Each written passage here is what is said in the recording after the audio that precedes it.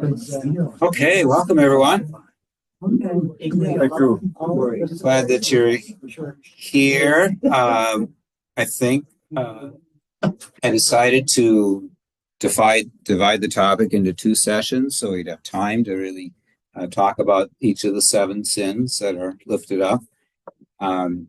This is actually a Lenten series that my dad did a couple times or multiple times in the parishes he served.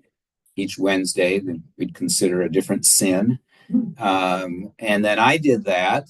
I did that in a couple of my congregations I served. Might have done it here, except you have a great tradition of inviting people to speak. And so I didn't want to interrupt that. But I thought that an adult forum would be a good way to also talk about this.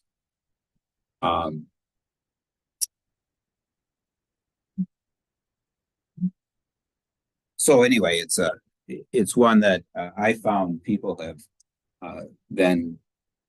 found helpful when we think about our lives and our confession to sin. So I began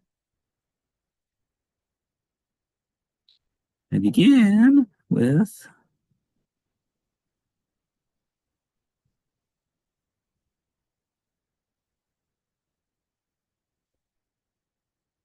trying to see the some of the answers there, but they'll get highlighted, I think, when I click on it.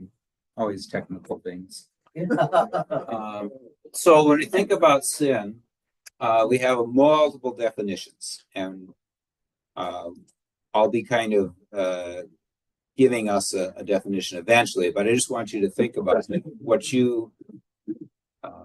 what comes to mind when you hear the word sin, what it means to you. A couple things.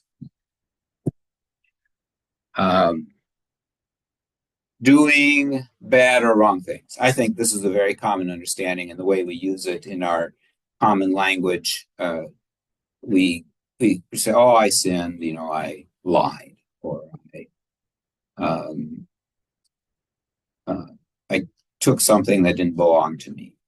We think of these actions, words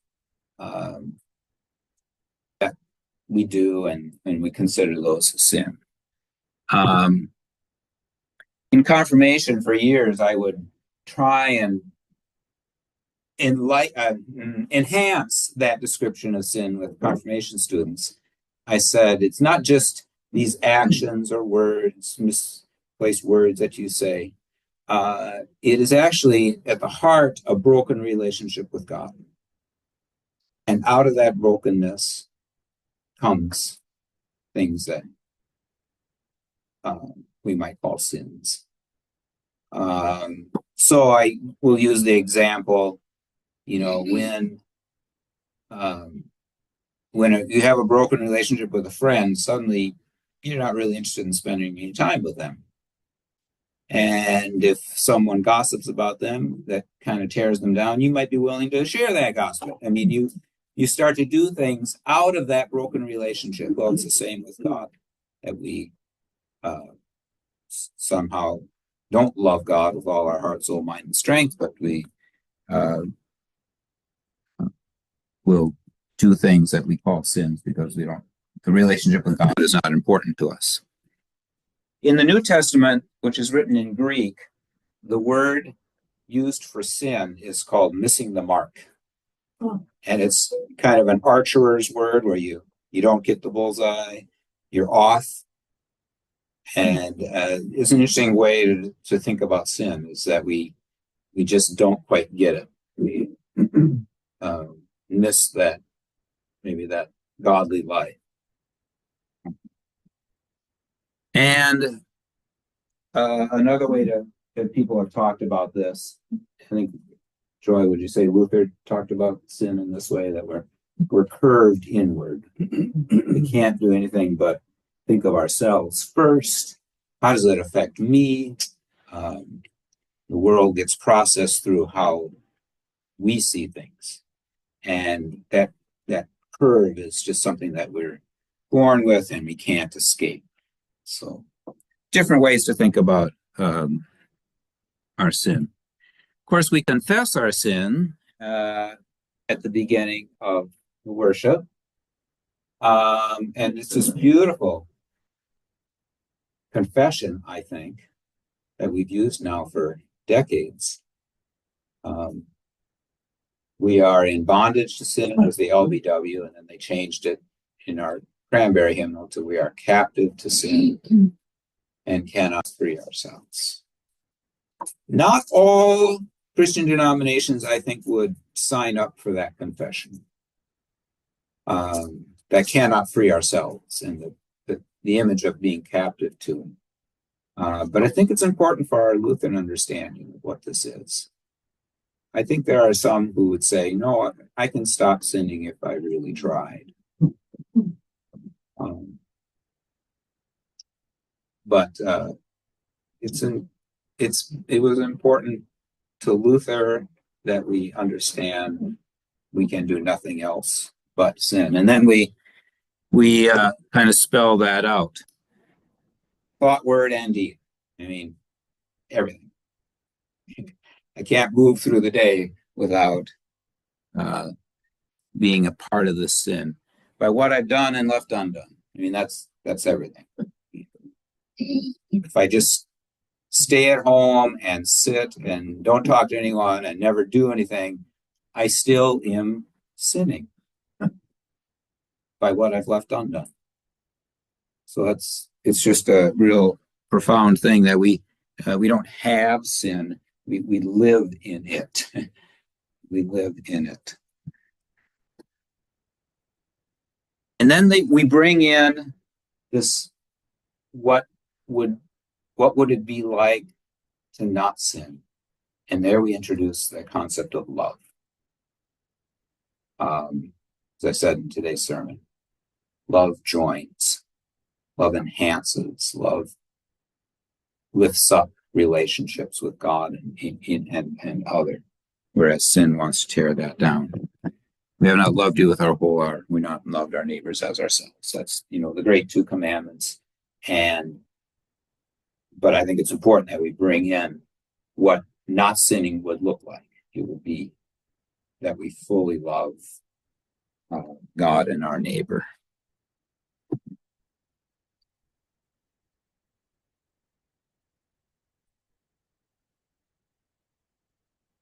What will be helpful when we talk about the seven deadly sins is to see the distinction between sins, small letter s, and sins, capital S. And here's how I want you to think about it. There's the plant and there's the root. And you don't see the root. You see the plant. So in today's story, the younger son, all his sins were out in the open. He's got the ability to waste the money that his father and mother gave him. He's got the ability to prostitutes are mentioned, party, whatever it is. We left for our imagination. But it's all visible kind of stuff. So that he gets all the attention. Oh, he's the sinner in the family. But the older brother has his issues too. And he has a sin that is underneath the surface.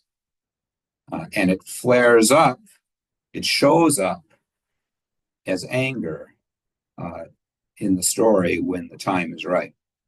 But that's always been there. His sense that I don't have value here unless I work hard. He misunderstands his father's love for him.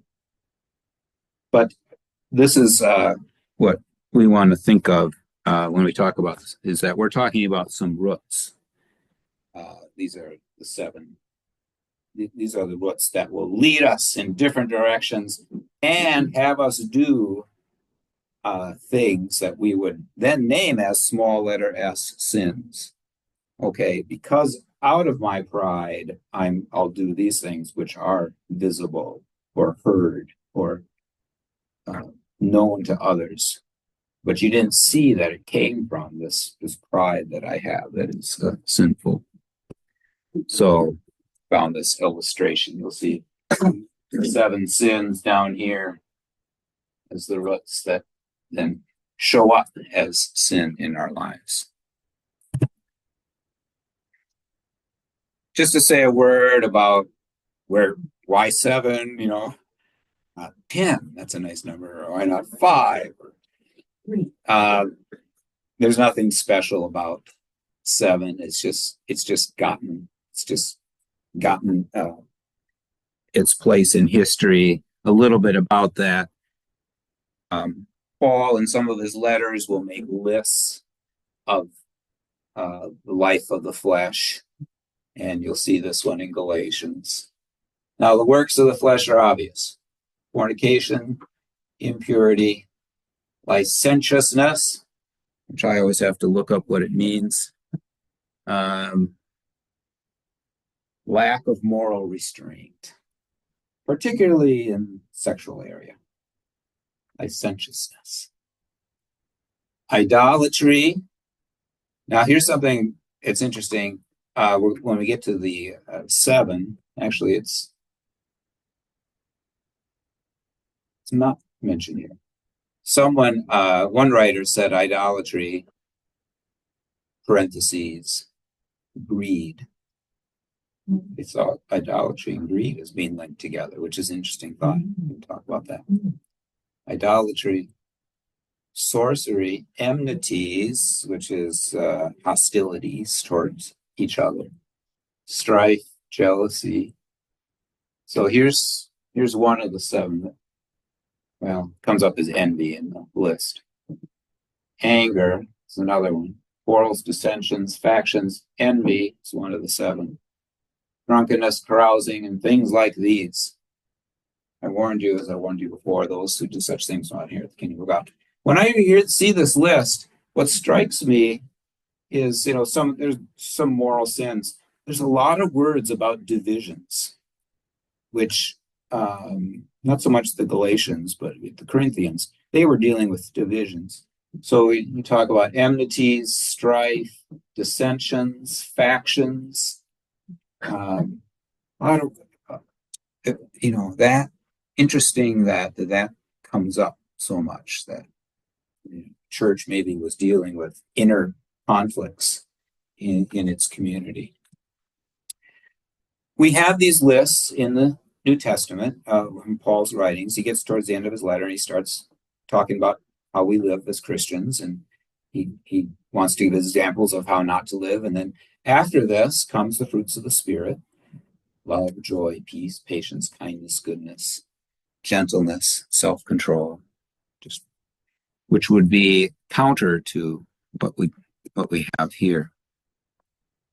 So we have those lists, and then in our early Christian fathers' writings, sometimes they will make lists of what are the worst sins.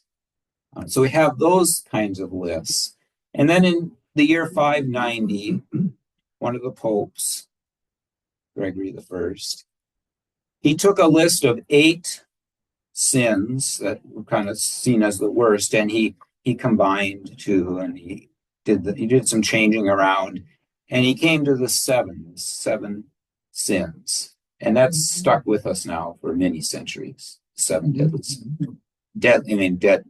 They're all deadly, repetitive, but it just gives it a good title. But it's the 7 great sins the church recognizes as harmful to our lives. So that's where we get the 7. Let's start in on them. Right. So I'm just going to follow this kind of outline for each sin, what it is, what it does in our lives, maybe some scriptural references, and what would be its opposite if we were to pursue a different direction. What might counter each of these sins?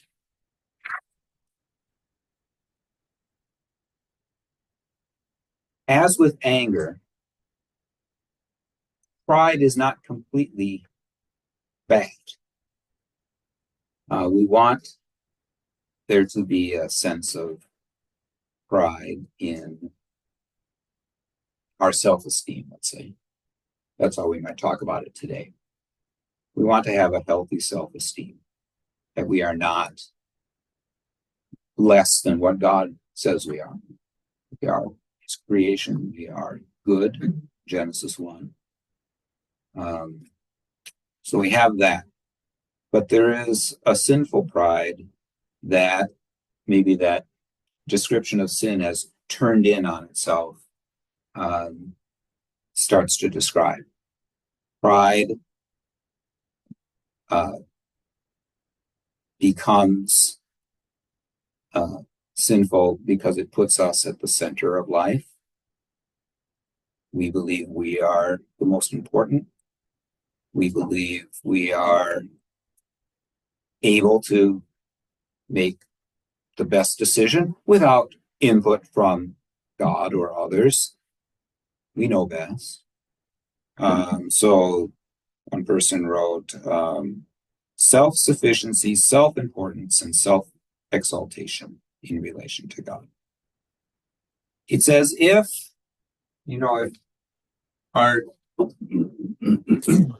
if we were created to have God at the center of our life, pride bumps God out to the sidelines of life and puts myself in the center.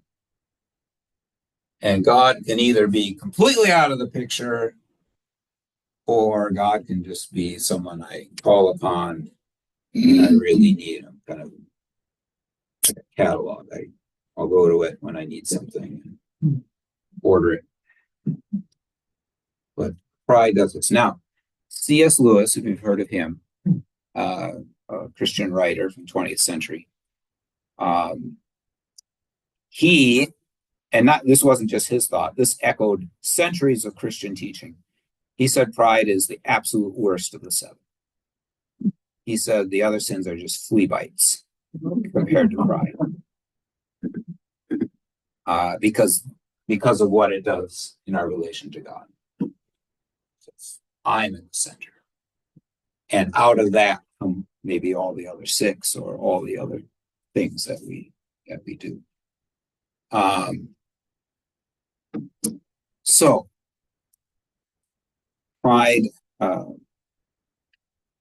begins to affect our relationships. It separates us others because we see others as less than us, less important than us.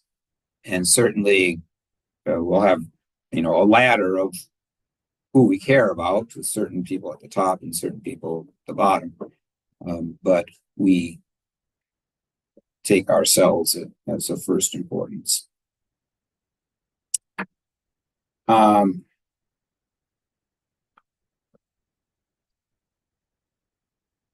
we disrupt this healthy relationship with God, then God becomes a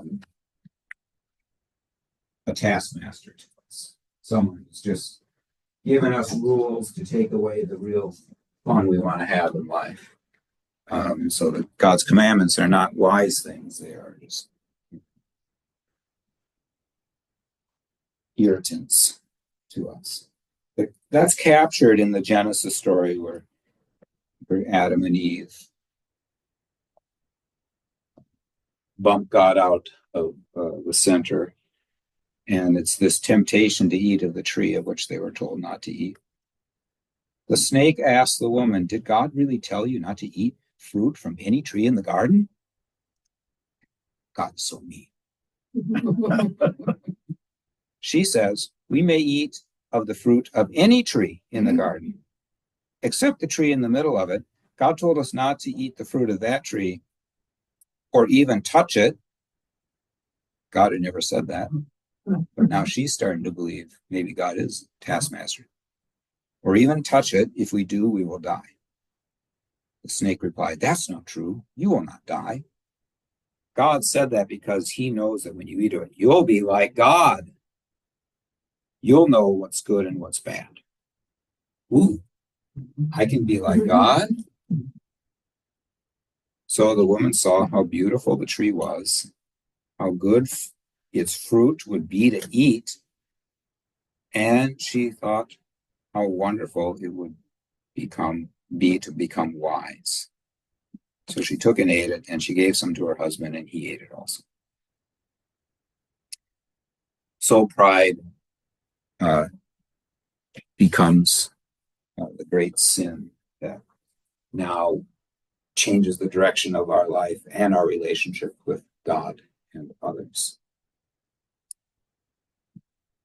The other thing that makes pride so hard to deal with is it is so tricky at hiding itself.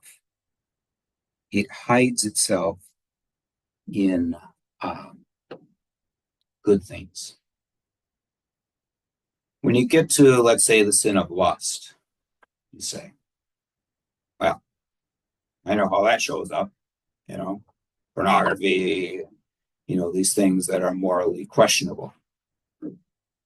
But pride doesn't do that. It doesn't show up in these great sins. It can, but it also shows up in really good things. So that the person who attends church every week and gives 15% of what they have to the poor and, is out there volunteering can be filled with pride over what they're doing. And people are proud of them. Say, oh, it's just a great church member. And we encourage them in their pride. So we have this spiritual pride that gets the best of us. And we begin to look at others as not carrying their share of the load. How come I have to do all this? Well, I am greater than everyone else, so I guess I should expect this. So pride hides behind good things, spiritual things. It hides in our humility, which will become our opposite here. But pride is the ability to twist itself so that it'll even hide in your ability, your desire to be humble. And you'll say, boy, I really am a humble person. I'm pretty good at that. Right? I mean, this is really disheartening, but it shows the bondage to sin.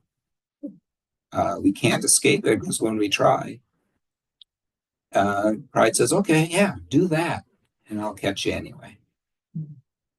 So one example is you come to Ash Wednesday service, and it's, can be a humbling experience to go up and to get ashes placed on your forehead and said, you are dust.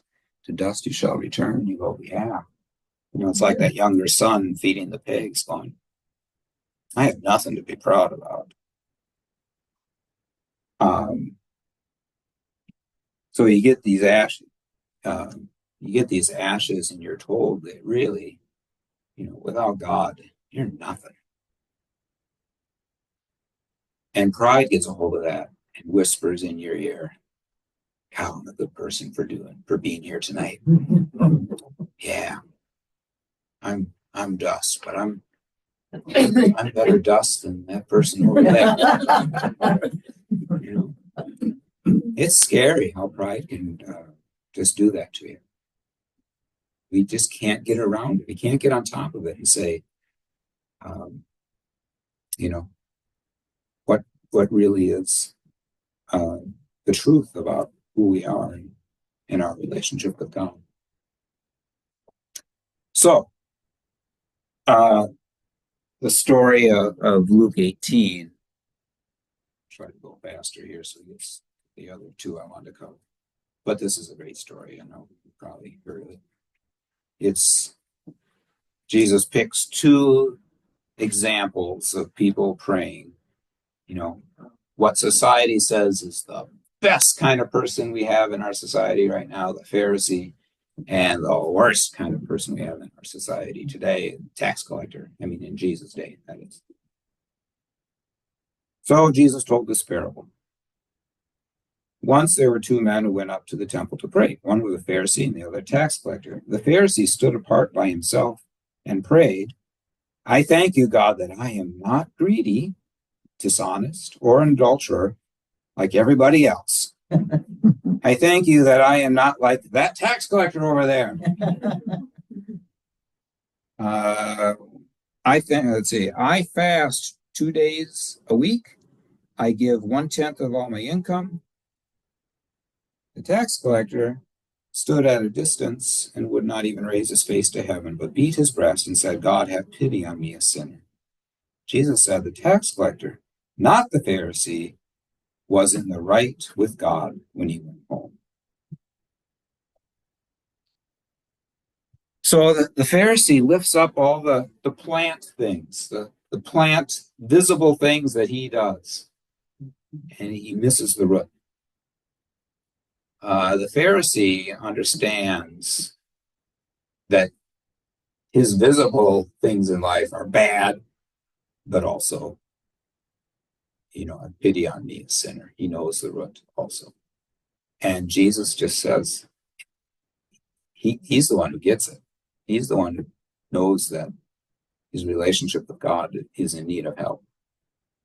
And the Pharisee doesn't really need God because he's doing so well on his own. So that's a great example of pride. And then the opposite. There's just one line definition of an excessive love of self done at the expense of our relationships with others, and certainly God too. So the opposite would be humility. True humility. If you get the plain dealer, about 4 weeks ago, I wrote an article on humility. And the best definition I have of humility is not thinking less of yourself. It's not groveling and saying, I'm no good. Don't thank me because I'm not deserving of thanks. It's not that at all. Humility is knowing the truth about yourself. It's just a beautiful definition. It's knowing the truth about yourself in relation to God and others. That you are not God. It's a big step. But that you do have self-worth. I mean, you do have worth in God's eyes. It's knowing the truth about your relationships with others, that they are also human beings, and you're not better than them, simply because you might do good things and they maybe don't do as many as you. Humility. And with this definition of humility,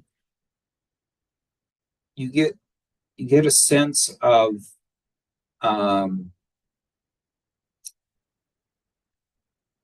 the different stations that we have in life. That we might look at someone who's well off and powerful in ways of society. But humility for them doesn't mean that they have to give all that up. It's their place. We want a governor who knows his or her place and exercises that office well, and doesn't say, I'm no good, I can't do this. Yeah, you have the gifts for this. Please do it on our behalf. And don't remove yourself because you think that that's a true sign of humility. If God has given you these gifts, then use them in all humility, knowing that that's the truth about who God made you to be. This comes from just one line in one of the, I think it's in Numbers, one of the books of the Bible. It says Moses was a truly humble man. Now, Moses was no pushover. He was the leader that got the Israelites out of Egypt. God got them out of Egypt. Moses led them in the wilderness for 40 years. He was a a force to be reckoned with, but he was a humble man because he knew his place. He knew he wasn't God. He knew he was the leader of the people, but that wasn't something to use against them. It was just something to do because God had told him to do that. So that's pride. Do you have any questions about pride? Or comments about pride? Otherwise, we'll move on.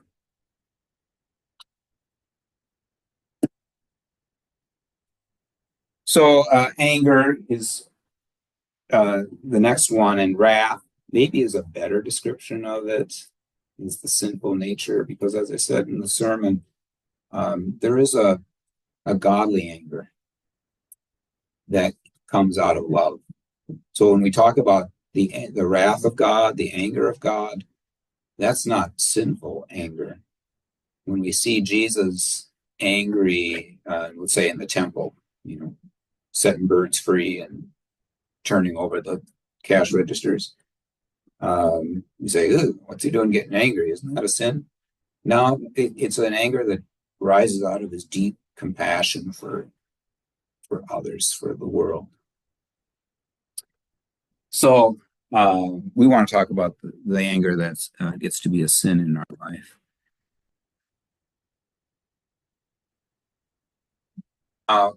What is anger? Uncontrolled feelings of rage, and with it the desire for revenge or to do harm.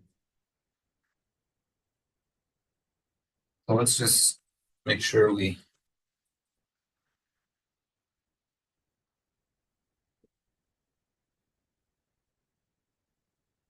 need to name that anger is an emotion. And as such, you can't decide, I'm not going to be angry. You can't turn it on or turn it off. And emotions just come. I mean, someday you wake up and you're happy. And some days you wake up and you're sad. And, it's what you do with those emotions that becomes important. But we can't say, just I'll never become angry. And then it has a godly form, but then it has a sinful form. And that's what we're talking about here. I don't want to talk about it as if we're going to get rid of anger, the emotion, no. But we want to see how it shows up in this way. Uncontrolled feelings, that's the emotion side maybe of it. But it becomes rageful in us, and it becomes a motivation for us to do harm. In fact, it's helpful to remember that anger will cause us to do things we would never imagine we were going to do. You say, hey, go and hit that guy. No, I'm not going to hit that guy. Why would I do that? But when you get angry, you consider new things that you're willing to do. And that's what makes it so scary. So talk about breaking relationships or distancing yourself in relationships. Anger, will do that because it's has you do things that literally push people away by the way you treat them.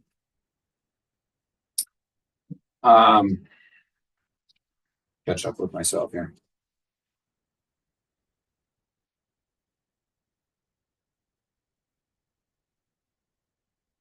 What things make us angry? Someone wrote this. It's a refusal to accept that life is not fair, accept that things change. It's a refusal to accept that our faults and idiosyncrasies, to accept our own faults and idiosyncrasies and accept the ones that others have. It's a refusal to accept that we are not in control of others. So we get this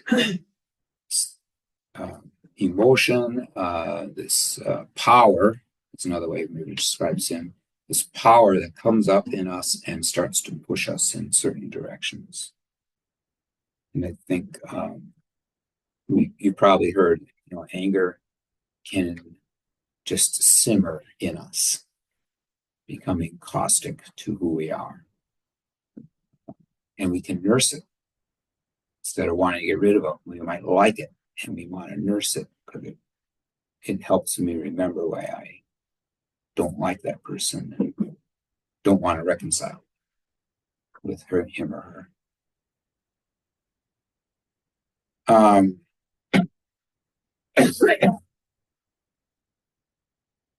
In our family, personal story, not not not one of my children, but one of my children's relationships, we're dealing with an anger that just will not go away. And it's you just think, oh, eventually, and I think it will, but goodness gracious, it's just amazing how long it is being hung on to.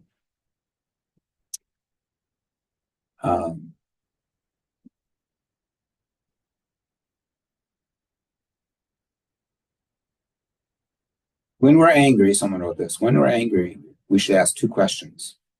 Why am I angry? Is it about me or is it about my love for my neighbor? Why am I angry? And what's this anger asking me to do? There's the response. Okay, you have an emotion, but now what are you going to do with that? What's it asking you to do? There's that Bible verse, be angry, but do not sin. It's from Ephesians. Be angry, but don't sin. Oh, so we have a permission to acknowledge that emotion, but to not act out of it, not to let it become a motivation for harming our relationships with others. And then also in Ephesians, the next verse, do not let the sun go down on your anger, which is to say, let's contain it. Let's not give it free rein. I don't know if it's possible to give it a time frame, but at least it's going in that direction. So I talked about the prodigal son story here, about the older son that became angry, and we're left to wonder if he repented from it or not. When I preached on this sin, my Lenten series, it shows the passage from Mark 3. Jesus went back to the synagogue, and there was a man with a paralyzed hand. Some people were there who wanted to accuse Jesus of doing wrong, healing on the Sabbath. So they watched him closely to see if he would cure the man on the Sabbath. Jesus said to the man, come up here to the front. And then he asked the people, what does our law allow us to do on the Sabbath? To help or to harm? To save someone's life or to destroy it? They didn't say anything. Jesus was angry as he looked around at them. But at the same time, he felt sorry for them because they were so stubborn and wrong. He was angry because out of love for this man he wants to heal, he's getting this group pressure to say, no, you can't heal him. And he's thinking, this isn't God's intention. So he gets angry. Emotion rises up in him. The opposite of anger. It's kind of hard to think of an opposite to anger. You want to suggest something, or can you read it? You can read it. I don't know why it's showing through like that, but one person, or some writers suggested patience, which I guess you could say is, that containment of anger, of looking. If you're patient, maybe you allow the time to ask those questions. Why am I angry, and what am I going to do with my anger? You're thoughtful about it rather than just letting the emotion guide you. Okay, time for a story. I grew up, I was the third oldest of 4 children. And, if you know family dynamics, sometimes the middle children are the peacemakers, you just don't like conflict. And, so I watched my brother and my dad tussle. I don't want to be like that. And I didn't really experience anger in my life. I never really got mad about things. I just kind of let life go. I'm short now. I was extremely short. I didn't have a great sports talent.